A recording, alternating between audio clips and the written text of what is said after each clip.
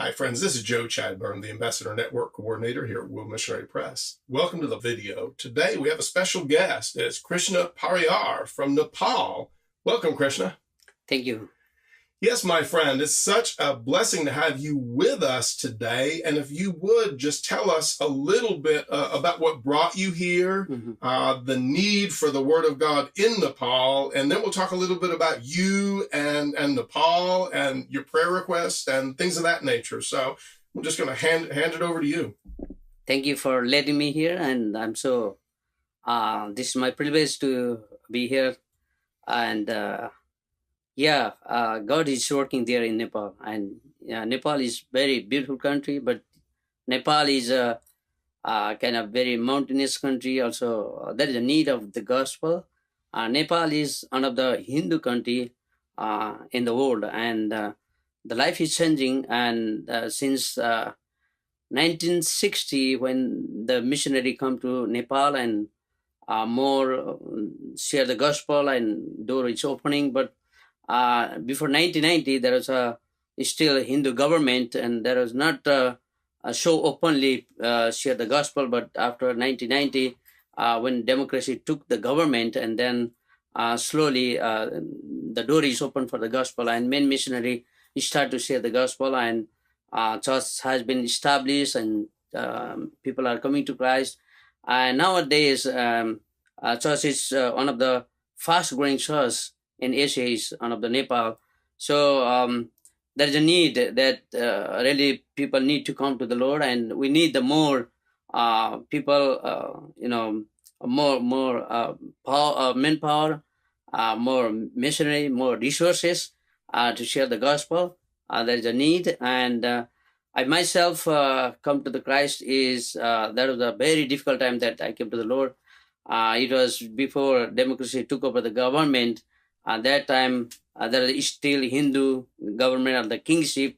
At that time, there is not anyone allowed to be a Christian. But at the same time, I came to the Lord when I came to the college in Kathmandu, and I heard the gospel through my friend through the college. And when I came to the Lord, and my community, my family, they were not a Christian, and they didn't like me come to the Lord, and they kind of give me a persecution being a Christian, and I got lots of threats and persecution even from my own family. I was disowned. I didn't have a good relationship with my own family for 5 years, and later on, when gospel has been preached and church has been established, and people are receiving the gospel, and there is a more door open, and then by that time, my brothers came to Christ, and my family member one by one came to Christ, and whole entire family came to Christ. And now, my place where I got the persecution, in the same place I was able to plant the first church through our ministry. So now I'm here, and thank you for letting me here to see how God is working through the World Missionary Press. Yes. So what brings you here today? Or, I mean, is there a huge need for the written Word of God for Christian literature in Nepal? Yeah. This is a real need. We need lots of resources, like a book and tracts and pamphlet that really help. And there is of course, there is a book has been printing in Nepali language. There is a other ethnic group and other tribal language they have, but there is some books also translated and printed in their own tribal language. But there is a book has been printing through the Nepal Bible Society. There is an organization, Christian organization, that work for the printing work, translating work through the Nepal Bible Society. But there is a need of this kind of resources and partnership, and Yes. So did you ever hear the name of Jesus when you were a young boy, or when was the first time you heard the name of Jesus? Well, I heard the first time name of Jesus when I was 12 years old. When I was a schoolboy. There is one of the mission hospital in Nepal. There's a place called Gorkha. Okay. There's a mission hospital. I born in Gorkha, one of the district of Nepal. Gorkha is one of the district of Nepal. And there is one hospital, People Hospital is a mission hospital. And I'm very close from the mission hospital. When my grandfather was sick, and me and my father took him to the hospital, on the way, on the big rock, it is written, "I am the way, I am the truth, and the life." Yes. And it is written in Nepali.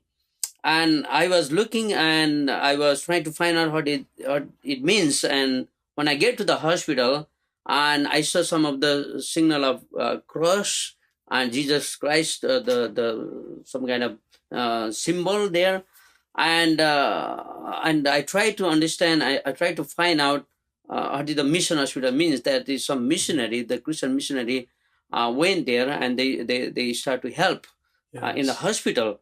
And that's the first time I saw I am the way, I'm the truth, I'm the life, and I finally find out it's the Jesus. Yes. That's the first time I saw the word from the Bible. Yes. And since then, when I finished my high school, almost when I was 18 years old, that time I born in the Gorkha, where is very remote place. There is no any vehicle, no transportation. The first time I saw the vehicle or bicycle or a bus truck when I was 18 years old. That's the first time I saw it. And then when I came to Kathmandu to enroll the university, at that time I found the Lord. Yes. Yeah. That's amazing. But that seed was planted really in your heart. Yeah. When, people cared enough and loved, the Nepalese people, through the love of Jesus, and went and planted a hospital. It just shows that, showed you that people cared, and to have that scripture verse there in front of that, and for you never to forget that. I can't imagine how many people have seen that and have received medical treatment and said, what is this? What is this all about? And so, wow, we just glorify God for just all of the things he does just for the whole man through ministries, spirit, soul, and body. That is so powerful, such a powerful testimony. So, wow, when the Lord speaks to us, it's so important to act upon it. You never know who's going to be touched and what sort of impact there's going to be. So what are you doing in Nepal now? What's going on with the church? What's being established? Yeah, when I came to the Lord, then I work. The first I found a job in the Christian bookshop. When I worked in the Christian bookshop, and I had a chance to read the Bible and Christian books, and I got more knowledge and all the biblical knowledge. And that time I also started to go to the church. That time still I was young, and I was involved in the youth activities and teacher at the Sunday school. But at the same time, in 1995, I got a chance to go to the Bible College in London, and Kingdom Faith Bible College. Great. And I've been there for 15 months, and I did pastorship and discipleship training over there. And when I finished my training from Kingdom Faith Bible College, then I went back to Nepal, and I was able to teach one of the Bible school, and I was teaching there. And when I finished the teaching, that was a 2 years contract for me, that Bible school. Then after 2 years, and I got the job in Christian organization, is a INGO called PUMA, Pennsylvania United Medical Association. So I work 2 years for the PUMA.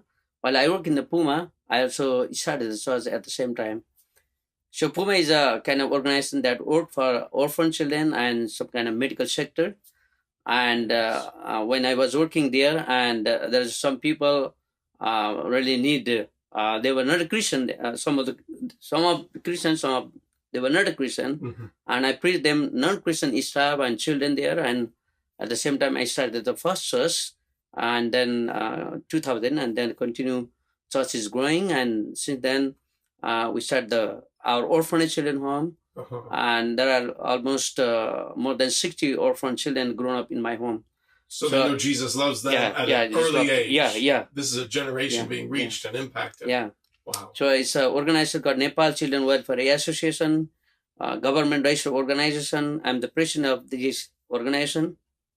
So we started this children home 17 years ago, and still we have orphan children located in different homes. And also we started the Bible Training Center, which is we call Missionary Training Center. Mm-hmm. So we train Nepali missionaries and send them their own village. Yes. And they are pioneering the new churches and start the new churches. And almost 45 churches will have been planted. 45? Yeah, 45 churches. That's amazing. Within 18 years' time. Within 18 years. Yeah. That's beautiful. That's beautiful. I'll tell you what, the Holy Spirit is definitely working, alive and well, working, and the Word of God is having free course all over the world. Yeah. And it's so wonderful to hear this. Yeah. I call my ministry Feed Ministry of Nepal. When I was work with the Puma that I told you, INGO, that time, one day I was in fasting prayer. When I was in fasting prayer, I saw the dream. The dream was many people in different color and different size people. They are walking, climb up the mountain, and they were walking up and down with the naked feet. And I saw something carrying on their back. And so when I was dreaming this dream, and many people, different color, different size, they are walking up and down. And I saw most of the naked feet. And I was just thinking about what means the feet. When I wake up from the dream, and then I started thinking, yes, what is the meaning of these naked feet? Why these people are, walking, going up and coming down? And then God reminded me, Isaiah 52 verse 7, how beautiful upon the mountain are the feet, those who bring a good news of peace and salvation. Yes. And that means I have to call my ministry Feed Ministry of Nepal. Our feet must be for the gospel. Santa Zion, thy God reigns. Yes. Yeah. There is a place that really needs to reach out. Those places, even Christian missionary or Christian people still not have get there because of the very remote places you have to walk. So they're very remote. Very remote. Primitive roads or no roads at all? No roads at all. No Wow. roads at all. You have to walk 7 days, 8 days to get one villages. There is some churches that we have planted. We have to walk 2 days, minimum 2 days from the main road. Wow. Yeah. Wow. 1 day drive and after 2 days walk to get that village. Yes. Yeah. Well, that's quite the, And Quite the I ministry. found the meaning of the Feed Ministries when I started to go there. Yes. Yeah. Well, that is amazing. Do you have anything else that you'd like to share about Nepal? Yeah. The Nepal need to hear the gospel. Nepal need to save because Nepal is one of the country as worshipping so many gods, and they are very domed by many traditional things, and their eyes should be opened because of the all kind of traditional things, and because of the also poor and because of the uneducation, and people are kind of domed by all old things, all traditional things, and worshipping everything, and they really need to hear the gospel. Yes. Also need to pray for we need to pray for our government in Nepal. And Nepal is one of the developing country, but still there are the Christianity is very minor, and there are other religion are very major. Still at the same time there is a government are not well established government, not the sustainable government.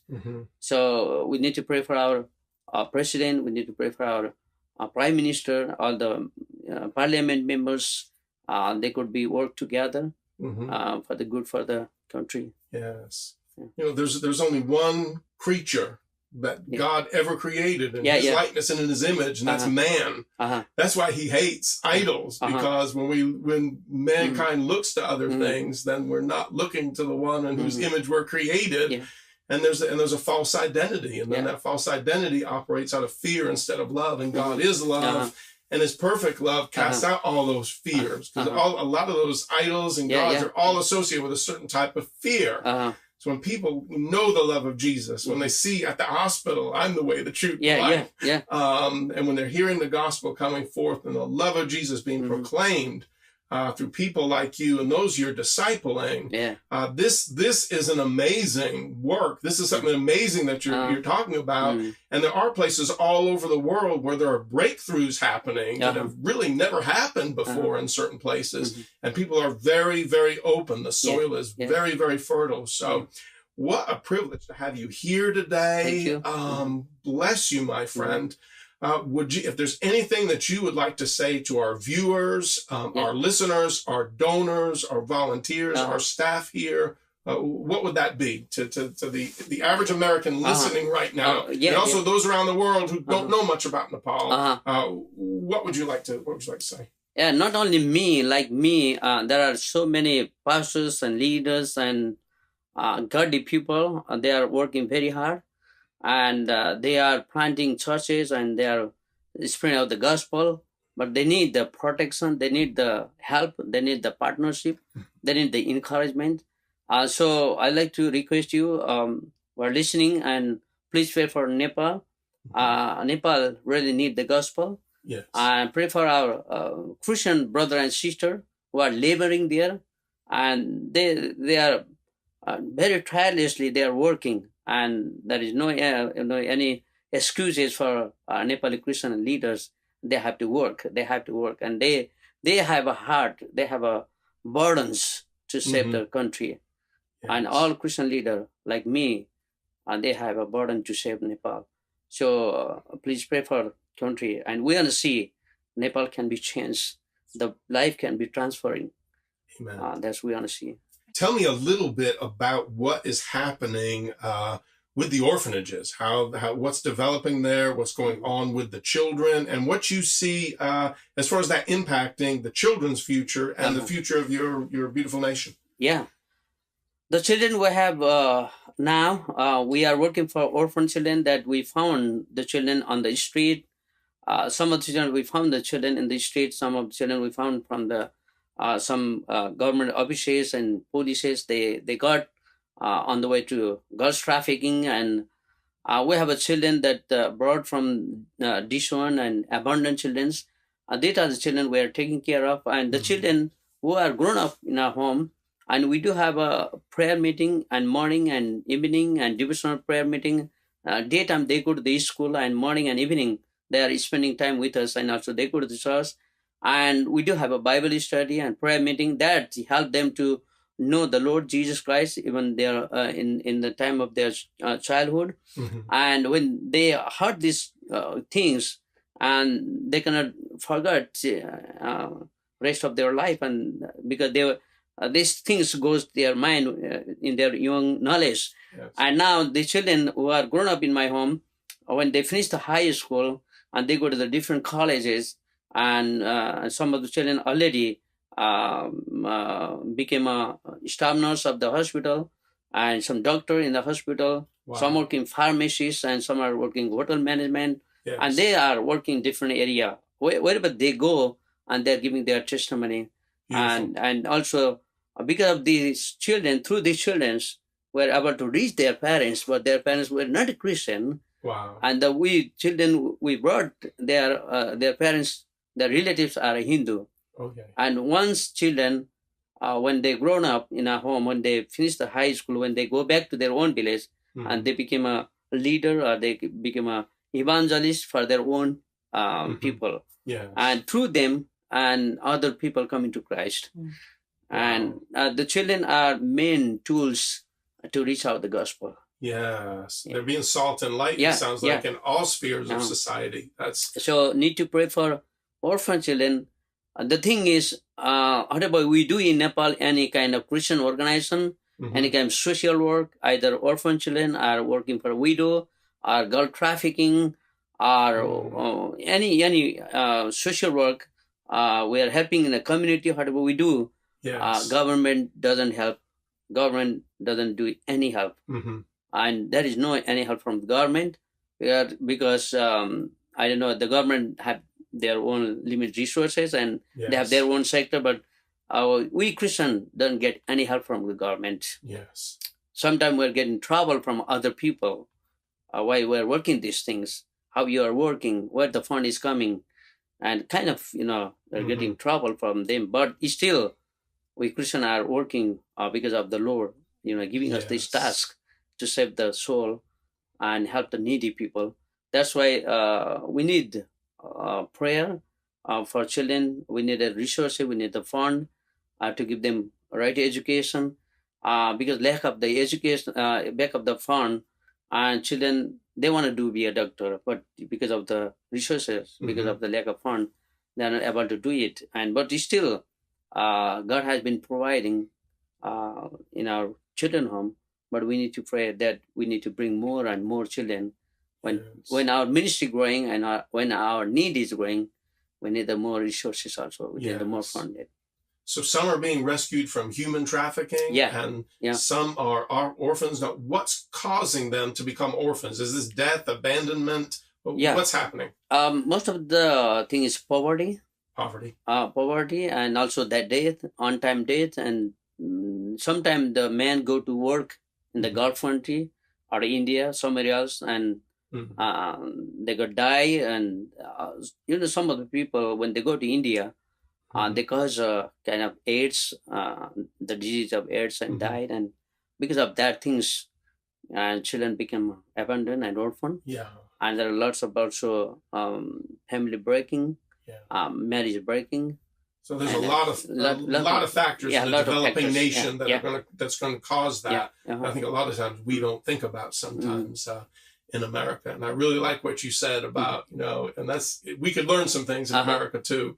We don't have to rely on the government. I believe everything we need is in Christ and can flow through the body of Christ. And that's such a powerful, powerful message. Wow.